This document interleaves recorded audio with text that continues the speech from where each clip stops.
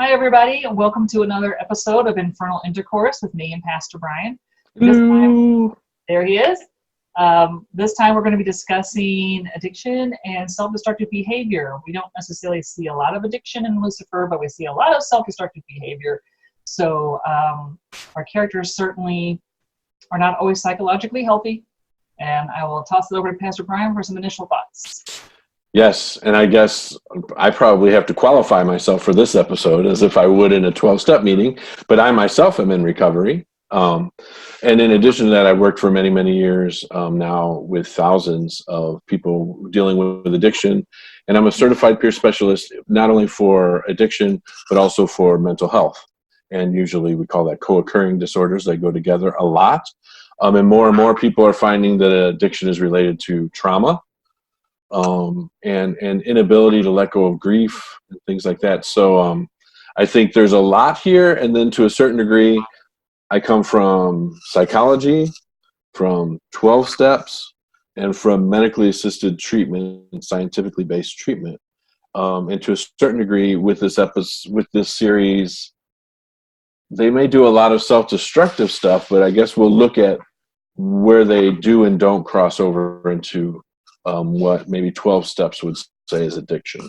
Okay, and I'm going to also mention that we're going to put some hotline numbers and some websites in the description of this video. So if you want to reach out to someone, you'll have some places to call or check out.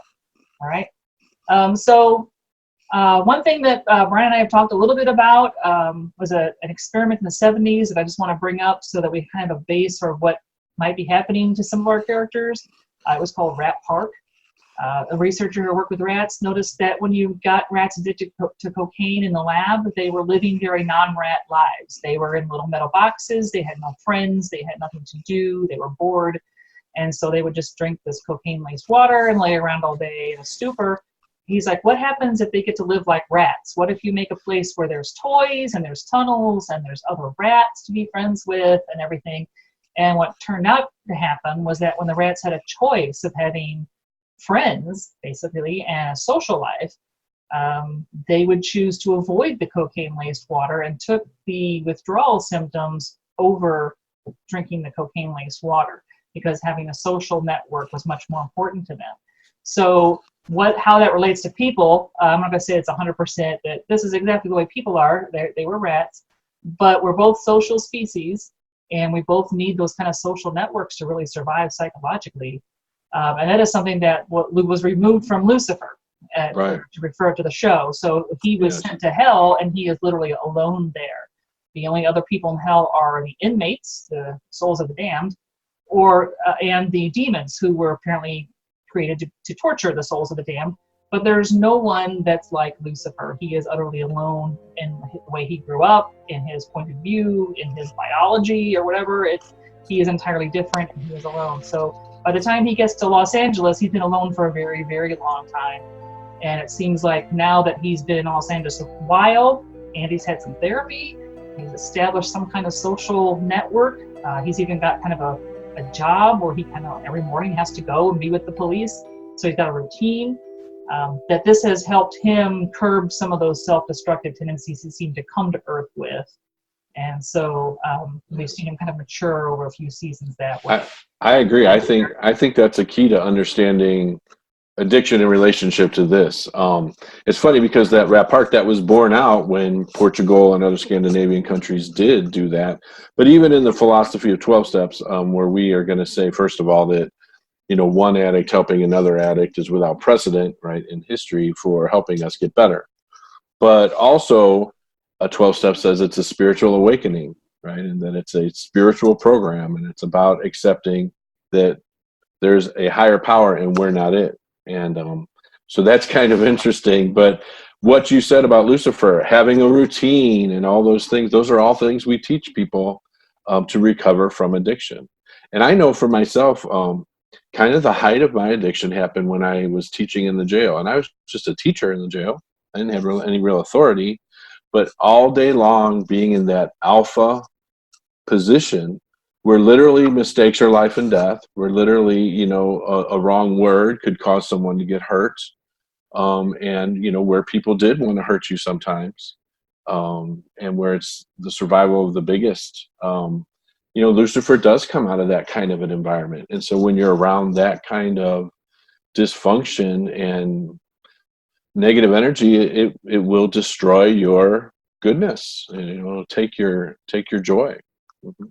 Yeah, and then it's actually a word that Linda uses at somewhat after she's been tortured by the creation goddess. She's like, that you come from the most self-destructive or whatever, or what's the word to use now? I forget.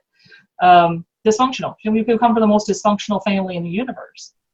Yes. And he does. And so that's my plug. You have ACOA, Adult Children of Alcoholics, below. I did AANA to get clean from alcohol and drugs, and then I did Al-Anon and CODA to get boundaries, because all of us need boundaries, but certainly addicts, we don't think we're worth it, and so we don't have boundaries. So, but as I did that, what I'm working on now is ACOA, which specifically deals with my trauma, right? My whatever happened from childhood all the way till now, all those traumas, I'm kind of reparenting myself and understanding those so that I can heal them. And I think that's kind of the approach Linda takes, which is, let's understand it so that we can talk about it, so that it can be part of our moving on from it. Right, and that takes him a long time. So we don't even get him until, and I love the little byplay between Eve and Linda in season 4, where one of them says, when you talk to him, doesn't he like flip everything you say until it's like all about him, or it's exactly the opposite of what you wanted him to know? And the other one's like, how have we not met? Right? Because this is exactly what he's doing in the sessions, is flipping what Linda says to make it what he wants to hear and not what she's trying to tell him. But by the end of season 4, he's yelling, why do I hate myself so much? So he's finally starting to look more inside, I guess, more honestly, and to be more open. Well, I hadn't thought about it, but that Eve-Linda thing is a key thing to this, that idea that to trauma, when she has to eventually deal with Charlotte, right? Is that Charlotte's her name? Eve. Where? Eve, the body that Eve inhabited. You mean the mother character? Yeah. Oh, yeah. The mom. I'm sorry. Yeah. I was confused. But the whole thing about Linda having been tortured, well, or nearly killed or whatever, and then her having to come be able to deal with that with the human body, right? And I think that's so important, because again, I can't emphasize enough how much we're finding more and more trauma is a trigger for addiction. And also, when we look at urban children, we have these adverse childhood effects, the ACEs that they call them. Their brains change from being exposed to the cortisol and constantly in this life or death thing. And LGBTQ folks, they're finding a lot of the brains are different from a lifetime of life or death fear, thinking that if people find out, or people are going to kill me at any time just because I'm different. And so a ton of that comes into play. And I thought it was really interesting, and maybe a little too easy, how quickly Linda got over that trauma. It was the healing thing to do, and it was the right thing to do, but it's not always something that we can just will ourselves to do. Right. Although I guess we can't spend too much time on Linda's trauma when the show is about Lucifer's trauma, but at least she had some, I guess. Yeah. One thing that, TV and movie characters happen to do a lot is just to be able to shake off their pain. Like, from one scene they're being tortured, or there's something bad has happened, and the next scene they're okay. And it's rare that you have to deal with the long-term effects of whatever happened to them. Yeah. Well, in Lucifer, it's interesting because, he's like a lot of people I deal with. Well, he's like me. I thought I was trying my absolute best and giving it all, but I still thought that my way was the right way, and that I was the only one who really knew what was right. And so I couldn't take suggestions to get better for a long time. And I think Lucifer is just like that, right? He's willing to try anything as long as he thinks it's right? It doesn't matter if other people are advising him. Mm-hmm. But he seems to be finally getting around that, I guess, and learning to do a bit more coping. Although he thinks it's going to be very easy, right? At the very end, when Linda's in the hospital, she just gave birth, he comes in and gives her a present. And he's like, I'm all fixed now, I don't need any more appointments. And she's kind of like, well, I don't know if it's as easy as you think. But yes, he's starting to look and say, hey, my problems maybe I'm part of that, or I need to be more honest about fixing that.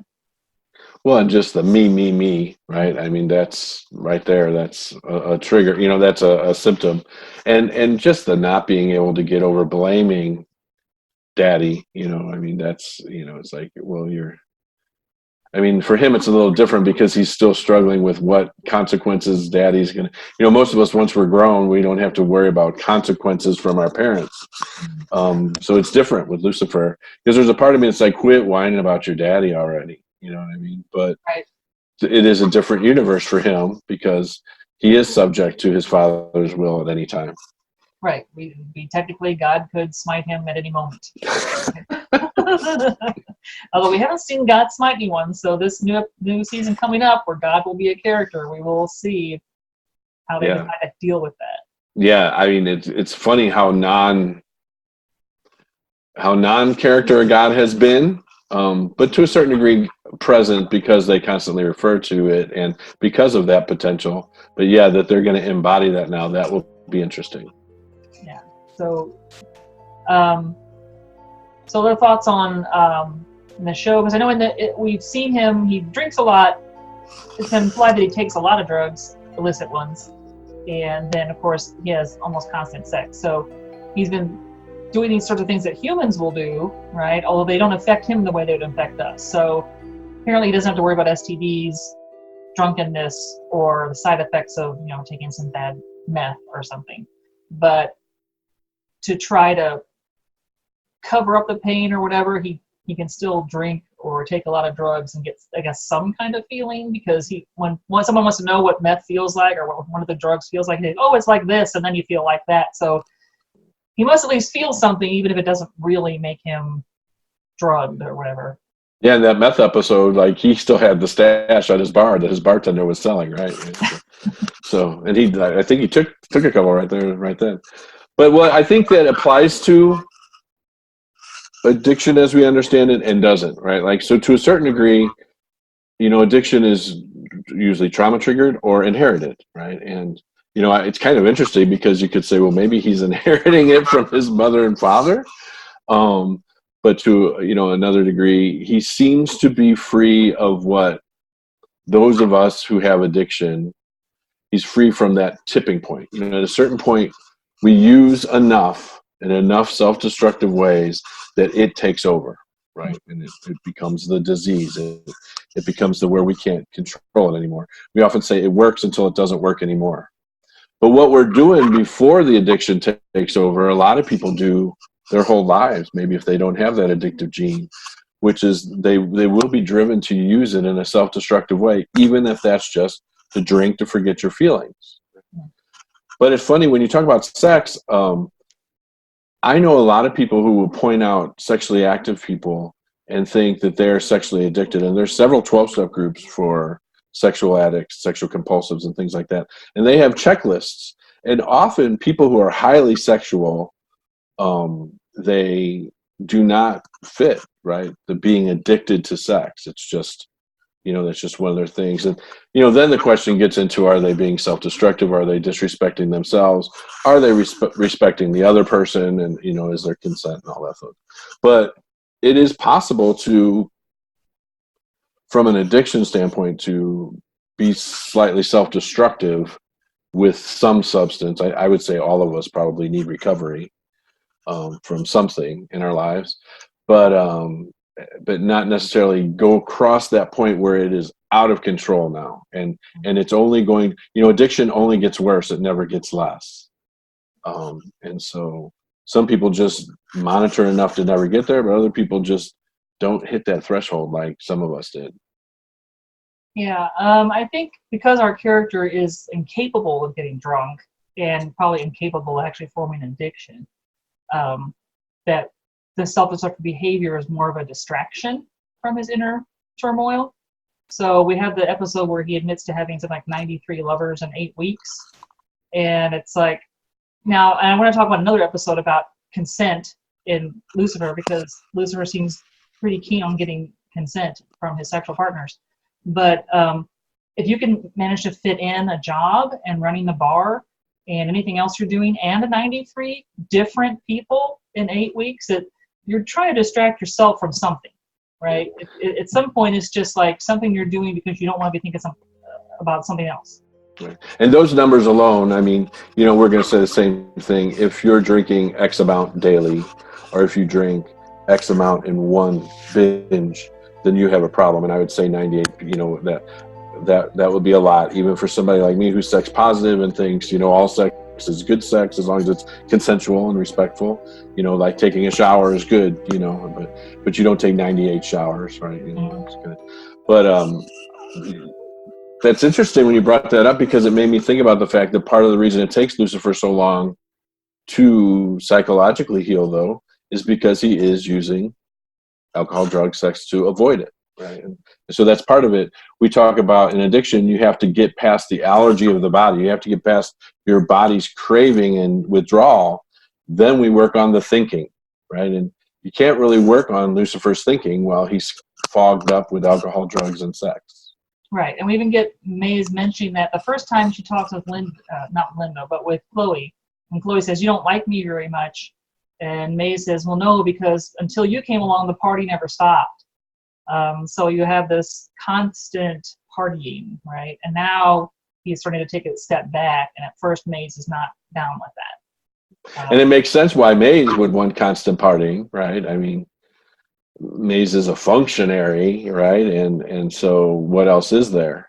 Right, and we're told in the second season that since she doesn't have a soul, that if someone were to kill her, that's the end for her. And so then Lucifer says, well, that's why demons live in the moment and do everything that they want, because once it's over, it's over. They don't have this continual afterlife. So she. Yeah. It's hard to have a spiritual awakening. Yeah. It's interesting because she does acknowledge there's a higher power, so she has that. But yeah, how do you have a spiritual awakening if you don't have a soul? Right. So anything else you want to mention about this topic? Just that there is help for addiction, and people do get better. And there is medicine to help. There's science to help. 12-step also helps. When you do several things together is where the most success is. So if you do need help, look at some of those places that Mariela has put below. That's all I would say.